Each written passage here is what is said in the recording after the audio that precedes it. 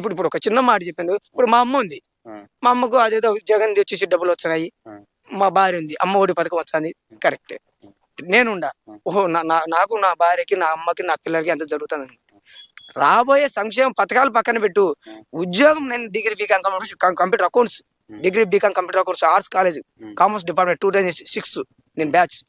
Proddatur arts college. ఉద్యోగం లేదు, సద్యోగం లేదు. వ్యాపారస్తుని బతుకుతాండ. దేన్ని బతుకుతున్నా? ఉద్యోగం లేక. కంపెనీలు లేవు.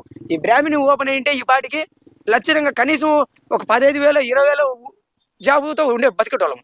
ఆ కంపెనీలే దాన్ని మూసిదెంగారు. దాన్ని పట్టించుకుని దిగులే. కంపెనీలు రాబోయే కాలంలో ఒక ఉద్యోగాలు రావాలంటే కంపెనీలు రావాలి. కంపెనీలే మూసిదెంగి వచ్చిన కంపెనీలే నిగిపోదెంగి. ఇది అభివృద్ధి కాదు. ఇప్పుడు ఒక మాట నేనుండా, నా కొడుకులు ఉంటారు, నా అంత కొడుకులు ఉంటారు అనుకోండి. వానికి 1000 రూపాయలు లెక్కించాను అనుకో, జలసాలు చెప్తాడు, చెడుదారు చెప్తాడు. అదే వాడికి ఒక ఉద్యోగం సద్యోగం ఒక కూలి పని కానీ చూపిస్తే దాటి వాడు సంపాదించుకొని బతుకుతాడు. 1000 రూపాయలు ఇచ్చి నాశనం చేసే గొప్ప, 1000 రూపాయలు సంపాదించే మార్గం ఉద్యోగం తెప్పించేది గొప్ప. ఉద్యోగం తెప్పించి వానికి దారిలో పెట్టేది గొప్ప. 1000 రూపాయలు లెక్కించి ఒరే 1000కి 10,000 సంపాదించుకున్నప్పుడే వాడు మట్క ఆడతాడో, జోదం ఆడతాడో, ఏమాడతాడో ఎవరు తెలుసు.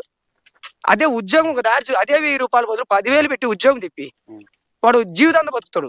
మా నాయన నాకు ఉద్యోగం తెప్పించినాడని. అట్లా రాబోయే కాలంలో తెలుగుదేశం వస్తే ఖచ్చితంగా కంపెనీలు వస్తాయి. కంపెనీలు వస్తే ఆటోమేటిక్ మన బిడ్డల భవిష్యత్తు ఉంటుంది. మనం 1000 రూపాయలు 5,000 వచ్చందంటే ఓటుకు వచ్చందని గుర్తే అయిపోయా. అట్లా ఎప్పుడు మోసపోవద్దు ప్రజలారా. రాబోయే మన భవిష్యత్తు కాదు, రాబోయే మన పిల్లల భవిష్యత్తు. ఉద్యోగాలు ఇప్పుడు నేనుండా అదే ఉద్యోగం ఉండింటే నా బిడ్డలు బతకరా?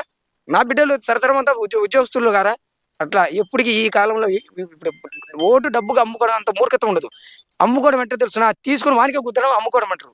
తీసుకో, ఇటు తీసుకో, అటు తీసుకో, పర్వాలే. ఈడికి పెట్టు, వాడికి పెట్టు, నీకు నచ్చినోనికి ఓటే. రాబోయే ఫ్యూచర్ ఎట్లుంటుందంటే ఉద్యోగము మన బిడ్డలకు వచ్చే మార్గం చూసి వానికి ఓటేయి. అది నిజమైన వజ్రాయుధాన్ని వినియోగం. నువ్వు ఎవరికైతే ఎక్కువ నాకు డబ్బులు ఇచ్చే వానికి ఉద్యోగం కోసము, అదే డబ్బుల కోసము ఓటేయద్దు. ఎవ్వరు అటు వేయొద్దు. డబ్బు ఎవడికి ఇచ్చే వానికి ఓటేసేది కాదు. ఈయన లెక్క తీసుకో, వాని లెక్క తీసుకో. ఒకటి మాత్రం నిజం గుర్తుపెట్టుకో, రాబోయే కాలంలో నీ బిడ్డల భవిష్యత్తు ఉద్యోగము. రాబోయే కాలంలో మన ఫ్యూచర్ కాదు, మన బిడ్డల ఫ్యూచర్ గురించి ఆలోచించి వాళ్ళు నిజమైన నాయకుడు ఉంటే మన బిడ్డల భవిష్యత్తు ఎట్టుంటే వాళ్ళకు ఓటువి. ఈ డబ్బులు ఈయంతో తీసుకో, వాని తీసుకో, బతుకుతారు కడపాత్ర కోసం. ఎవరైనా డబ్బులు తీసుకోవద్దు. డబ్బులు లేకుండా ఎవడు బతకడు. వద్దనద్దు.